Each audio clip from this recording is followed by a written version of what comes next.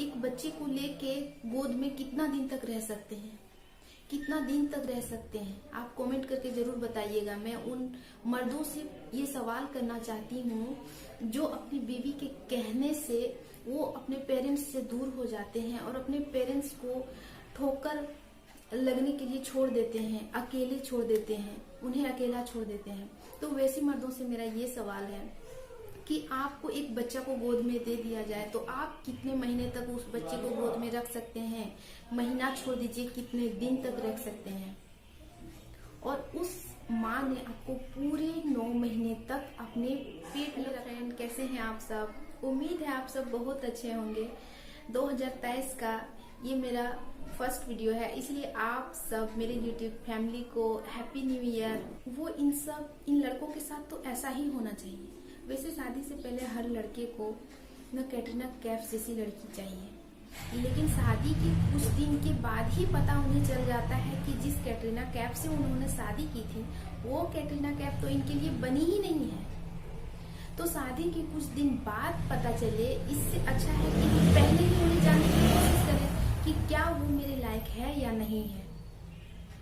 तो इन्हीं वजह से दोनों के बीच में बहुत सारी परेशानियां होने लगती है, लेकिन शादी हो जाने के बाद इसका कोई मतलब नहीं निकलता है। आपको उन्हें सक्सेसफुल बनाना होता है, चाहे आप झुके या लड़की झुके, इससे कोई मतलब नहीं होता है। आपका रिश्ता या आपकी रिश्ते की गाड़ी सही से चल रही है या नहीं, ये मायने रखती है। और लड़कियां ज्यादातर गुस्सा छोटी छोटी बातों पे हो जाती हैं, उसका भी बहुत सारा रीजन होता है। तो कहीं ना कहीं ये एक साइड से नहीं होता है, कहीं ना कहीं ये दोनों साइड से होता है। किसी न किसी बात से वो नाराज होती है, या तो वो अपने हस्बैंड से नाराज होती है या तो अपने सास ससुर से नाराज होती है। आजकल की ज्यादातर लड़कियों में ये देखा जाता है कि वो सास की ऑर्डर को कभी फॉलो नहीं करना चाहती है, वो सास की कोई भी बात को नहीं मानना चाहती है। ज्यादातर लड़कियों में ये देखा जाता है। तो इन सब बातों को ध्यान आपको रखना होगा। अगर आपकी बीवी और आपकी माँ में किसी वजह से अगर झगड़ा हो जाता है तो इसमें सबसे बड़ा रोल आपका होता है कि आप उसे कैसे हैंडल करते हैं। अगर आप छोटी सी भी चुप कर देते हैं ना, अगर आप बीवी की तरफ बोल देते हैं तो आपकी माँ को काफी ठेस पहुंच सकती है। और अगर माँ की तरफ अगर हो गए गलती से भी तो बीवी आपसे नाराज हो सकती है। तो इस तरह से आप उसे टैकल करें, इस तरह से हैंडल करें कि दोनों में से कोई भी परेशान ना हो। आप सबसे पहले जाएं और अपनी बीवी को समझाएं कि वो मेरी माँ है, तुमको जो भी बोलना है तुम मुझे बोल सकती हो, मेरी माँ को कुछ मत बोलो। आप उन्हें अच्छे से समझाओ। शायद मेरा लैंग्वेज सही ना हो, आपको जैसा भी अच्छा लगे बोलने में, आपको जो भी अच्छा लगे आप अच्छे से उन्हें समझाएं ताकि उनके दिल को ठेस ना पहुंचे।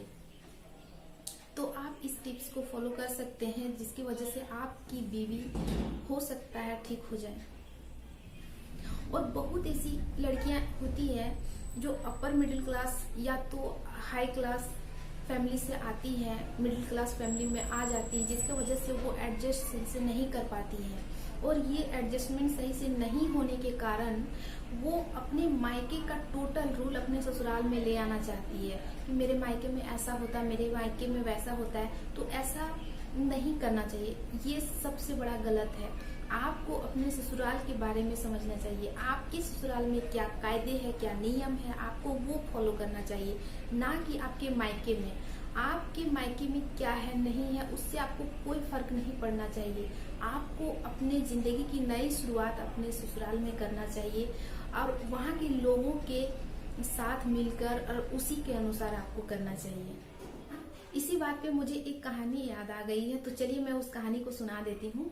वो कोई कहानी नहीं है, वो रियलिटी है जो मैं खुद देखी हूँ अपने इन्हीं आंखों से, अपने घर के आसपास ही। तो चलिए इस कहानी को स्टार्ट करते हैं। मेरे घर के बगल में भी एक ऐसी ही स्त्री थी जो अपने ससुराल वालों को बहुत ज्यादा परेशान करती थी। इतना ज्यादा परेशान करती थी कि उसके ससुराल वाले बहुत ज्यादा परेशान रहते थे कि इसे क्या करें। कुछ भी बोलने की तमीज नाम की चीज नहीं थी उसके पास। वो इतनी ज्यादा परेशान करती थी, अपने हस्बैंड को तो करती ही करती थी, अपने ससुराल वालों को, अपने सास ससुर सबको परेशान करके रख देती थी। छोटी छोटी बातों पे लड़ पड़ती थी। ऐसा लगता था कि उसे किसी पागल कुत्ते ने काटा हो। कोई कुछ नहीं भी बोलता था ना, तभी वो चिड़चिड़ा के उस पे लड़ पड़ती थी। हम लोग भी देखते थे तो ये देख के थोड़ा अजीब लगता था कि किस टाइप की महिला है। तो उसके हस्बैंड ने यही नियम फॉलो किया था। उन्होंने ऐसा किया था ना कि शुरू शुरू में तो उसे बहुत अच्छे से पेश आने लगा था। अचानक से तो उसे कुछ हजम नहीं हुआ कि मेरा हस्बैंड ऐसे कैसे पेश आ सकता है। अचानक से उसे रोज घुमाने ले जाता था कहीं ना कहीं, उसे कोई ना कोई गिफ्ट देते रहता था हमेशा। उसके बाद कुछ दिनों के बाद 1 से 1.5 महीना के अंदर फिर भी वो गुस्सा करती थी। इतना सब कुछ देने के बाद, उसे इतना समझाने के बाद, समझने के बाद कोई बोलता भी नहीं था उसे, फिर भी वो गुस्सा करती थी। किसी न किसी बात से सास से लड़ पड़ती थी, किसी न किसी बात से हस्बैंड से लड़ पड़ती थी। और ये लोग तो दूर की बात, अपने पड़ोसियों से भी वो लड़ने लगती थी किसी न किसी बात से। तो उसके हस्बैंड ने क्या किया, चुपचाप ये सब सहते सहते 2 महीना के बाद वो उन्होंने क्या किया तो उसे मायके ले गया। और मायके ले जाके चुपचाप से उसे छोड़ दिया वहां ले जाके। और वो मायके में जब रहने लगी तो उसके तो भाभियां थी, 2-3 भाभियां थी जो उसे देख के वो लोग और फ्रस्ट्रेट हो गई। वो लोग, आखिर आजकल की कोई भी भाभी ननद को कभी ज्यादा दिन तक बर्दाश्त नहीं कर सकती है, चाहे कोई भी हो। ज्यादा दिन अगर वो रह जाए ना तो अच्छा नहीं लगने लगता है। तो इसी तरह उसके साथ भी हुआ। उसके हस्बैंड ने तो फोन स्विच ऑफ कर दिया, उसके ससुराल वालों ने उससे बात करना बंद कर दिया। ये उसका हस्बैंड उसे ले जाकर मायके में छोड़ा और चुपचाप लगा दिया लड़का। और चुपचाप लगा देने के बाद उसको अकल ठिकाने आने लगी। वो बार बार फोन करने लगी, किसी को भी फोन करके बोलती थी कि प्लीज हमको उससे बात करा दो, मेरे हस्बैंड से बात करा दो। वो इतना परेशान हो गई, बातचीत जब नहीं होने लगा तो पूरा परेशान हो गई। एक तो उसके मायके वालों ने उससे कहने लगा कि जरूर तुमने कुछ ऐसा किया होगा, इसलिए तो तुम्हारे हस्बैंड ने तुझे यहाँ लाके छोड़ दिया। मतलब उसके मायके वालों ने भी उसे ताना मारना स्टार्ट कर दिया, जिसकी वजह से उसकी अकल ठिकाना आ गया। और वो औरत चुपचाप से बोरिया बिस्तर समेट के अपने ससुराल आ जाती है और उसका अक्ल आज ठिकाने पे है। तो आप ये सब टिप्स आजमा सकते हैं। वैसे कहें तो ऐसी सारी औरतें, सारी महिलाएं ऐसी नहीं होती हैं, तो कुछ कुछ ऐसी होती है जिसकी वजह से सारी महिलाएं का नाम खराब हो जाता है। और हाँ, इतना अगर नहीं मानती है, फिर भी नहीं मानती है, और आपकी वाइफ अगर कहती है कि आपको पेरेंट्स से अलग करना चाहती है, वो अपने सास ससुर से अलग रहना चाहती है और नहीं मानती, फिर भी वो बहुत ज्यादा झगड़ा करना चाहती है, तो आपको सबसे अच्छा ट्रिक आपका है कि आपको सेपरेट हो जाना चाहिए। वैसी महिलाएं के साथ आपको रहना सबसे खतरनाक है। क्योंकि सोचिए जरा, जो पेरेंट्स आपको इतना बड़ा किया, आपको पाल पोस के इतना बड़ा किया, अपनी खून से सींचा, जिस माँ ने आपको पेट में 9 महीने के लिए रखा था, आप ही सोचिए जरा कि आप एक बच्चे को लेके गोद में कितना दिन तक रह सकते हैं, कितना दिन तक रह सकते हैं। आप कमेंट करके जरूर बताइएगा। मैं उन मर्दों से ये सवाल करना चाहती हूँ जो अपनी बीवी के कहने से वो अपने पेरेंट्स से दूर हो जाते हैं और अपने पेरेंट्स को ठोकर लगने के लिए छोड़ देते हैं, अकेले छोड़ देते हैं, उन्हें अकेला छोड़ देते हैं। तो वैसे मर्दों से मेरा ये सवाल है कि आपको एक बच्चा को गोद में दे दिया जाए तो आप कितने महीने तक उस बच्चे को गोद में रख सकते हैं? महीना छोड़ दीजिए, कितने दिन तक रख सकते हैं? और उस माँ ने आपको पूरे 9 महीने तक अपने पेट में रखा था। सोचिए, आपकी बीवी उस महिला को आपको छोड़ने के लिए कह रही है, जिस महिला ने आपको पूरे 9 महीने तक पेट में रखा। उन्होंने अपने खून से सींचा है आपको, और वो महिला आपको कह रही है कि अपनी माँ से अलग हो जाओ। ऐसी महिला को छोड़ देने में ही भलाई है। अगर आपके इतना समझाने के बाद भी आपकी बीवी नहीं मानती है कि आपको पेरेंट्स से दूर ही होना होगा, तो आपको उन्हें छोड़ देने में ही भलाई है। आपको उसके जैसे बहुत लड़कियां मिल जाएंगी।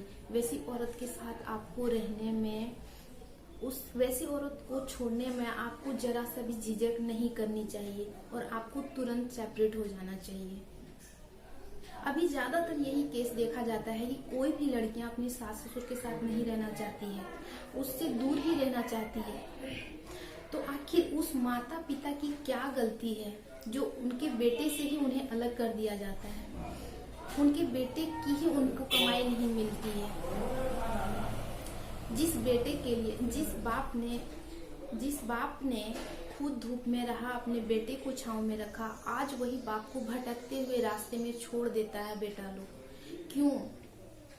ऐसी लड़की के लिए आप क्यों अपने माँ बाप को छोड़ दे रहे हैं? ये सबसे घटिया हरकत है। आप ऐसी हरकत बिल्कुल भी ना करें और अपनी पेरेंट्स की सुने। आपके पास बहुत ऐसे तरीके हैं जिसे आप फॉलो कर सकते हैं, उन्हें सुधारने की कोशिश कर सकते हैं, उन्हें अच्छी अच्छी बातें बता सकते हैं, उन्हें दूसरी तरफ मोड़ सकते हैं। अगर इन बातों से उन्हें समझ में आ जाता है तो आपको अलग होने की क्या जरूरत है इसमें। लेकिन अगर उसके बाद भी वो नहीं मानती है, उन्हें परेशान किए जा रही हैं आपको, तो आप अलग हो सकते हैं। वरना अलग होना तुरंत, ये अलग होना ये अच्छी बात नहीं है। हमारे हिंदुस्तान में एक बार शादी हो गई ना तो फिर अलग होना ये परिवारों के बीच होती है, और शादी टूटती भी है तो दो परिवार टूटता है। तो इसीलिए आप कोई भी फैसला लेंगे ना तो सोच समझ के बहुत अच्छी तरीके से लें, ताकि दो घर को बचाया जा सके। झुकना कोई बुरा बात नहीं है।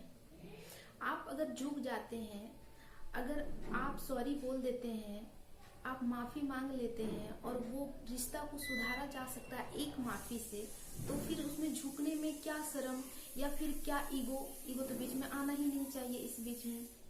या बार बार आप ही माफी मांग रहे हैं, आपका गलती नहीं होने के बाद भी आपको ही माफी मांगना पड़ता है, तो इसका मतलब आप समझ जाइए कि आपका झुकने का कोई आपका फायदा उठा रहा है। तो इन सब बातों का आपको ध्यान रखना बहुत जरूरी है। तो फ्रेंड, कैसा लगा आज का वीडियो आप हमको कमेंट बॉक्स में जरूर बताइएगा। तो आज के लिए इतना ही रखते हैं, मिलते हैं नेक्स्ट वीडियो में। तब तक के लिए thank you and bye bye.